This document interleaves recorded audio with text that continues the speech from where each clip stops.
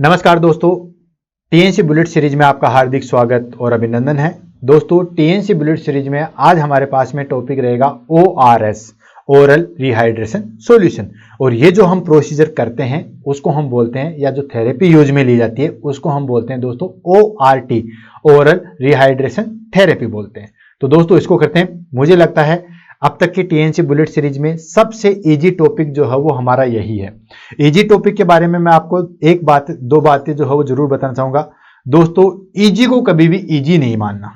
पहली चीज, इजी को कभी भी जो है वो इजी नहीं मानना, क्योंकि ये इजी वाले ही जो है वो नुकसान करवाते हैं। दूसरी चीज, जो टॉपिक हमें नहीं आता है, जैसे फॉर एग्जांपल आपको कोई भी टॉपिक नहीं आता है, अगर उसमें से कोई क्वेश्चन आ जाए और वो क्वेश्चन अगर गलत हो जाए तो आपको दुख जो हो बहुत कम होता है। लेकिन जो टॉपिक आपको बहुत अच्छे तरीके से आता है, बहुत अच्छे तरीके से पढ़ा हुआ, अगर वो क्वेश्चन गलत हो जाए ना, तो दोस्तों आपको रात को जो है वो नींद नहीं आती है। क्यों? क्योंकि जो मोस्ट इंपॉर्टेंट हमारे पास में टॉपिक था वही गलत हो गया, तो उसमें बड़ा दुख होता है। और सिलेक्शन के लिए दोस्तों ज्यादा नंबरों की जरूरत नहीं होती, सिर्फ 5 नंबरों से सिलेक्शन जो है वो ऊपर नीचे हो जाते हैं। 5 नंबर सिलेक्शन को ऊपर लेके चले जाते हैं, 5 नंबर नीचे लेके चले जाते हैं। तो ये 5 नंबर का वेरिएशन जो है वो सारे रैंकिंग को जो है वो चेंजेस कर देता है। तो दोस्तों जो इजी क्वेश्चन है उसको जो है वो कभी भी गलत नहीं करना है। तो आज लेते हैं ORS में। अगर हम क्वेश्चन की बात करें, क्वेश्चन आंसर, तो दोस्तों ORS जो है बेसिकली क्यों दिया जाता है? ORS जो है वो आपको पता है कि सीवियर डिहाइड्रेशन के लिए या फ्लूइड एंड इलेक्ट्रोलाइट इम्बैलेंस जो आ जाता है उसको कंट्रोल करने के लिए जो हम ORS देते हैं। आजकल ORS के जो है वो पैकेट हॉस्पिटल में अवेलेबल हैं। ये जो है वो इस तरीके से पैकेट आपने जो है वो हॉस्पिटल में देखे होंगे, ठीक है। और ये पैकेट बहुत पहले समय तक जब ORS था, इवन जब हमारे पास में कोलेरा हुआ था पेंडेमिक डिजीज के रूप में, तो एक सिंपल एक फॉर्मूला निकाला था कि नमक और चीनी का घोल आपस में मिक्स कर लो और उसको आप दे सकते हो। इस तरीके से जो है वो हम ORS कर सकते हैं। लेकिन उसमें बहुत सारे इलेक्ट्रोलाइट्स जो है वो नहीं होते थे जो हमें रिक्वायर्ड होते थे। तो उसके लिए जो है वो WHO ने आजकल गवर्नमेंट सेक्टर में जो है वो ORS के बहुत सारी चीजें जो है वो आपको देखने को मिलेगी। गवर्नमेंट में फ्री में भी मिलते हैं और पेड में भी जो है वो आपको मिलते हैं। अब इसमें से क्वेश्चन कैसे निकल के आते हैं? तो दोस्तों इसमें क्वेश्चन 2 कैटेगरी से निकल के आता है। एक तो आता है इसके कंपोजिशन पे, समझ में आ रहा? एक तो निकल के आता है दोस्तों इसके कंपोजिशन के, कि इसके अंदर जो है वो क्या क्या चीजें होती है। सोडियम क्लोराइड कितना होता है, पोटेशियम क्लोराइड कितना होता है, सोडियम साइट्रेट कितना होता है, देन उसके बाद जो है वो ग्लूकोज कितना होता है। तो एक तो क्वेश्चन निकल के आता है इसके कंपोजिशन पे।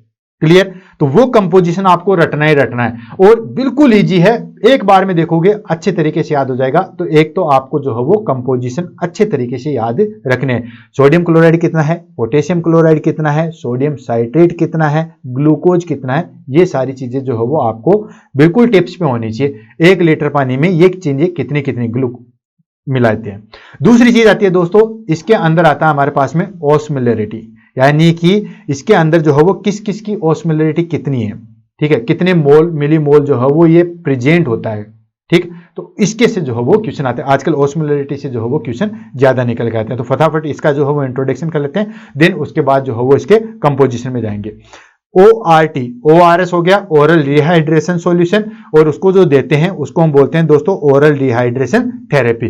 पर्पज क्या है आपको पता ही है, जब जैसे ही जो है वो फ्लूइड का लॉस हो जाएगा, डिहाइड्रेशन हो जाएगा, डायरिया की कंडीशन में हो सकता है, वोमिटिंग की कंडीशन में हो सकता है, या कैसे भी फ्लूइड लॉस जो है हीट स्ट्रोक की कंडीशन में फ्लूइड लॉस हो सकता है। तो उसको ट्रीट करने के लिए जो है वो हम सॉल्यूशन देते हैं, उसको हम बोलते हैं दोस्तों ORS, ठीक है। तो treat dehydration caused by diarrhoea, vomiting and other fluid loss. किसी भी तरीके से फ्लूइड लॉस हो जाएगा, डायरिया से, वोमिटिंग से हो जाएगा, तो डिहाइड्रेशन को ट्रीट करने के लिए हम जो है वो ORT देते हैं। देन उसके बाद कंपोनेंट की बात करते हैं। तो दोस्तों कंपोनेंट हो गया हमारे पास में ORS, ओरल रिहाइड्रेशन सॉल्यूशन, जिसके अंदर वाटर होता है, इलेक्ट्रोलाइट्स होता है जिसमें सोडियम और पोटेशियम होते हैं, ग्लूकोज होता है जो कि वाटर एंड इलेक्ट्रोलाइट बैलेंस को जो है वो मेंटेन करके रखता है। मैकेनिज्म की बात करें तो मैकेनिज्म क्या करता है दोस्तों, ग्लूकोज क्या करता है, हमारे इंटेस्टाइन में जाने के बाद में वाटर और इलेक्ट्रोलाइट का जो है वो हमारे पास में जो है वो रीअब्जॉर्वेशन जो है वो बढ़ा देता है। क्लियर है?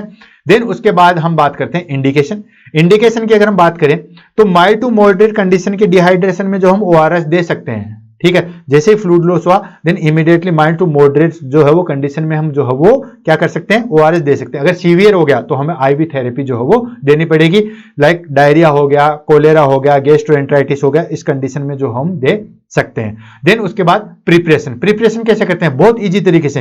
पाउच आता है, ORS सेचेट आता है, जिसको 1 लीटर पानी में घोलना है और उसको जो है वो धीरे धीरे पिलाना है। 24 घंटे से ज्यादा, ठीक है, 24 आवर्स से ज्यादा जो है वो उस सॉल्यूशन को नहीं रखा जाता है। 24 आवर्स से ज्यादा जो है उसको नहीं रखा जाएगा। अगर आपने सॉल्यूशन बना लिया, अगर वो 24 आवर्स में भी कंप्लीट नहीं हुआ है तो भी उस सॉल्यूशन को फेंक देते हैं। चाहे जैसे मान लीजिए 24 घंटे में आधा लीटर ही पानी पिया गया तो भी उस आधे लीटर को जो फेंक दे, 24 घंटे के बाद जो है उसको दोबारा से जो है वो बनाया जाता है। क्लियर है। देन एडवांटेज क्या है, ये कॉस्ट इफेक्टिव है। Cost effective in the sense बहुत कम पैसों में जो है वो अच्छे तरीके से एडमिनिस्ट्रेट हो जाता है और डिहाइड्रेशन को जो है वो प्रिवेंट कर सकता है। क्लियर। अब इसके अंदर मोस्ट इंपॉर्टेंट स्लाइड आ गई हमारे पास में, that is called content and concentration. तो दोस्तों कंटेंट एंड कंसंट्रेशन की बात करें तो 1 बाय 1 करके लेते हैं। सबसे पहले आता था हमारे पास में NaCl कितना है, तो दोस्तों ORS के अंदर NaCl होता है 2.6 ग्राम। क्लियर है, फिर से रिपीट कर रहा हूं, NaCl जो हो हमारे पास में होता है 2.6 ग्राम। KCl की बात करें तो वो होता है हमारे पास में 1.5 ग्राम।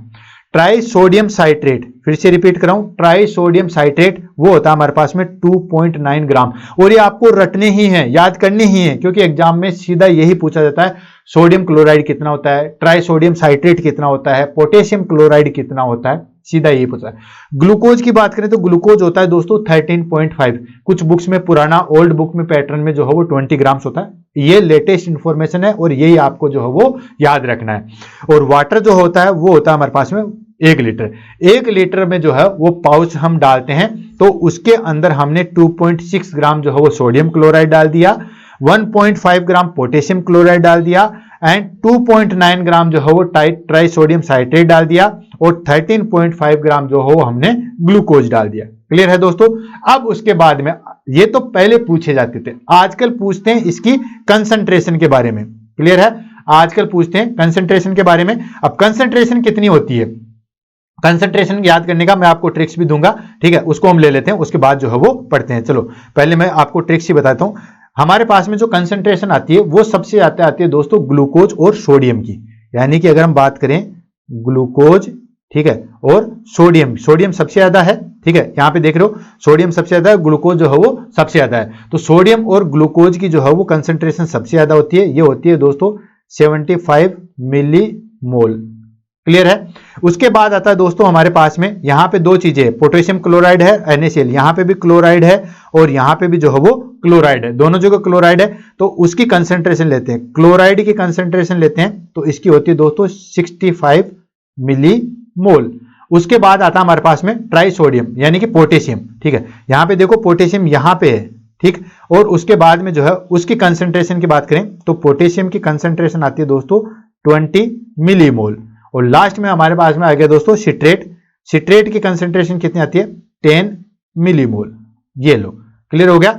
ये सबसे ज्यादा सोडियम प्लस ग्लूकोज दोनों की 75 आती है, आप कैसे भी याद रख लो, ठीक है, मैंने दोनों को एक जगह लिख दिया। ग्लूकोज और सोडियम की कंसंट्रेशन जो है वो सेम है, 75 मिलीमोल। क्लियर। तो ये दोनों को याद करने का सबसे बढ़िया तरीका, इन दोनों को एक साथ लिख दीजिए। उसके बाद क्लोराइड है, क्योंकि सोडियम में भी क्लोराइड है और पोटेशियम में भी क्लोराइड है, तो उसकी होती है 65 मिलीमोल। पोटेशियम उसके बाद कम होता है, उसकी होती है 20 मिलीमोल। और सिट्रेट सबसे कम होता है, उसकी होती है 10 मिलीमोल। क्योंकि पोटेशियम ज्यादा कैसे हुआ, यहाँ पे 2.5 ग्राम जो है वो प्रेजेंट होता है। तो इसको हम जो है वो देख लेते हैं। देखिए शुरू से शुरुआत करते हैं। सोडियम कितना था, मैंने आपको बताया था सोडियम कितना था दोस्तों 75 मिलीमोल, वही है। और उसके साथ साथ ग्लूकोज भी बताया था, दोनों को यहां पे ले लो, ये लो ग्लूकोज। क्लियर हो गया। ग्लूकोज और सोडियम हो गया हमारे पास में 75 मिलीमोल। क्लियर। उसके बाद क्या था सबसे ज्यादा क्लोराइड, क्योंकि यहाँ पे 2 क्लोराइड है, यहाँ पे, तो ये हो गया क्लोराइड। क्लोराइड की कितनी है दोस्तों 65 मिलीमोल। उसके बाद पोटेशियम, पोटेशियम की कितनी है दोस्तों 20 मिलीमोल। और सबसे कम citrate, that is called 10 millimole. और टोटल ऑस्मोलैरिटी की बात करें तो टोटल ऑस्मोलैरिटी होती है दोस्तों 245 यानी कि 245 मिली ओस्मोल पर लीटर। क्लियर है। तो ये चीज ध्यान रखना। याद करने का तरीका मैंने जो है आपको बता दिया था, ये चार्ट अच्छे तरीके से कर लेना। एग्जाम में इसमें से क्वेश्चन जो है वो बहुत बार आता है कंपोजिशन एंड कंसंट्रेशन से, और कंसंट्रेशन से सबसे ज्यादा आता है। क्लियर है दोस्तों। आज की क्लास यहीं खत्म होती है। ईजी को जो है वो इतना ईजी नहीं लेके जाए, क्योंकि एग्जाम में इसमें से भी जो है वो क्वेश्चन गलत हो सकते हैं। तो दोस्तों आज की क्लास यहीं खत्म होती है। नेक्स्ट क्लास में नए टॉपिक के साथ मिलेंगे, तब तक के लिए all the best, have a nice day.